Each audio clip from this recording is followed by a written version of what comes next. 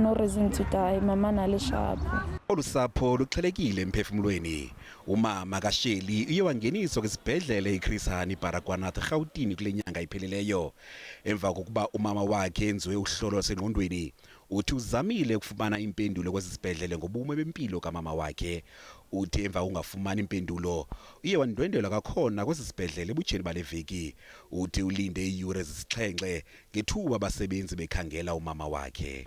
She said I should describe my mother. I described my mother, I showed her a picture.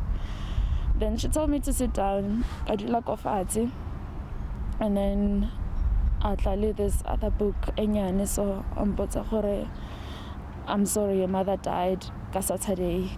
Kodwa uthi uxhalabile sisizathu sokusweleka kukamama wakhe. And she told me that if she were to conclude, she would say that my mother died of COVID-19 because she was only confused. There was nothing else on her body. Uthi ngethuba bebuyela kwakhona kwesisibhedlele beyokuthatha umzimba kamama wakhe, bafike sele itshintshile ingxelo yokusweleka kwakhe. Now they've changed the statement. They're saying that my mother has died of high blood pressure. She did have high blood. It was under control. And I still don't believe high blood. Olunye usapho nalo lufuna impendulo. Utata kaNamalanga Mnguni ungeniswe kwesibhedlele sasethembisa komgqibelo.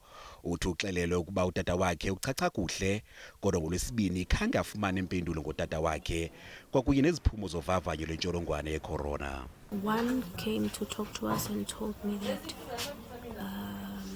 my dad has passed on at 9.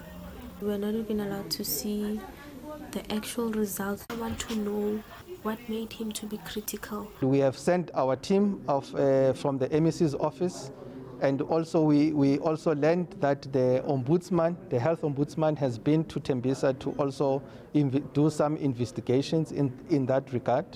The most important aspect that we also have to do with and deal with as the department is also how we communicate with the families of patients that are admitted in our facilities. Kunje isebe lezempilo eGauteng lenza uphando, ezinsapho zifuna ubulungisa.